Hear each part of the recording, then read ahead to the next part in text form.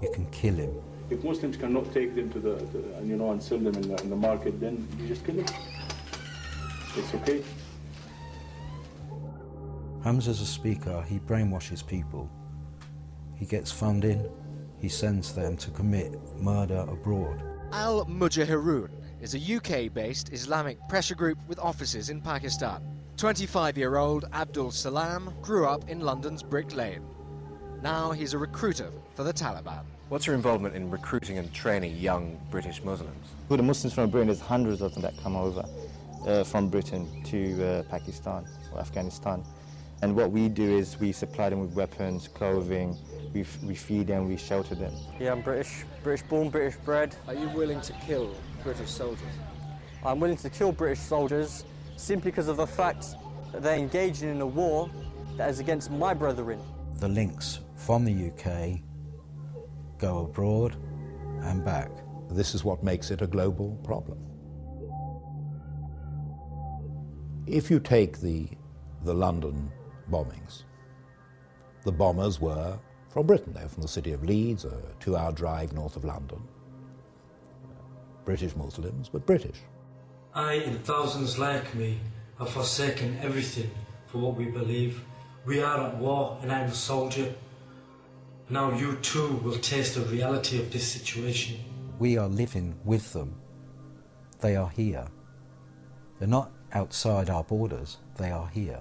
So when you ask, is radical Islam a threat to Europe? Of course it is, because you find this large and growing minority population that is growing more and more radical and rejects more and more blatantly, overtly, and stridently the societies in which they operate.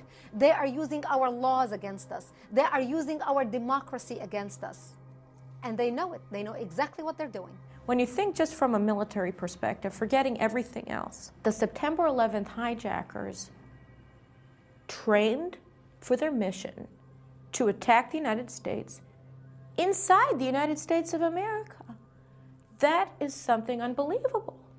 Here, these 19 Arab Islamic fundamentalists come to the United States, dress like Americans, get American driver's license, register in American flight schools, and in American flight schools, they learn how to destroy the World Trade Center with American jetliners.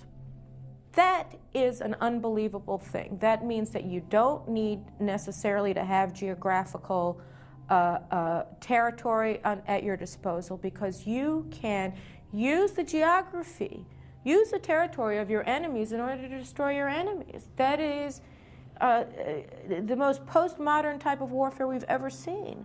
I think the world, despite the number of attacks on various countries, is still in denial. They don't want to believe that someone has declared war on them.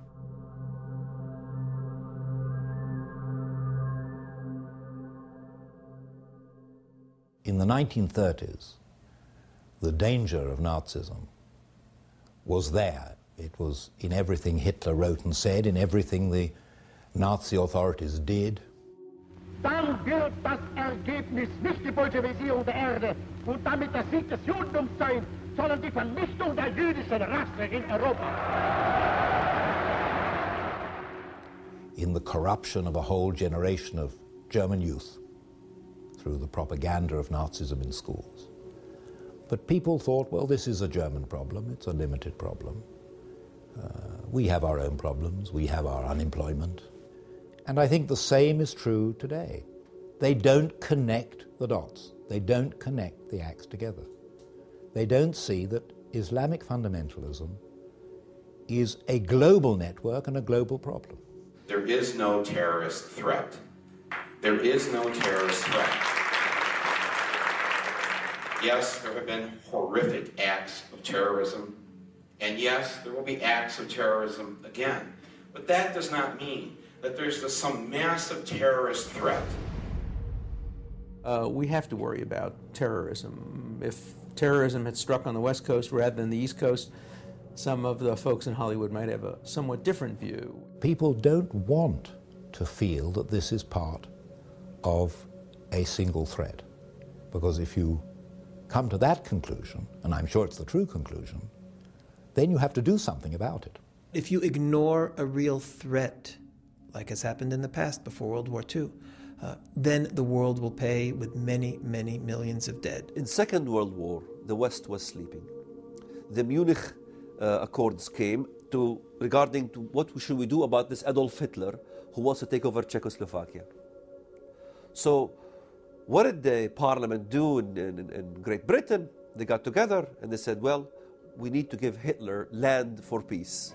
In return for Hitler's guarantee of world peace, Chamberlain and Daladier prevailed upon Czechoslovakia to give up the Sudetenland without a fight.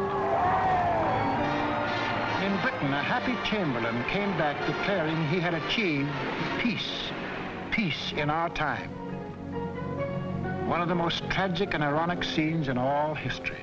This morning, I had another talk with the German Chancellor, Herr Hitler. And here is the paper which bears his name upon it as well as mine.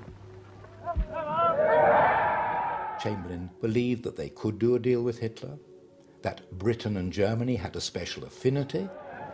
We regard the agreement signed last night and the Anglo-German naval agreement as symbolic of the desire of our two peoples never to go to war with one another again.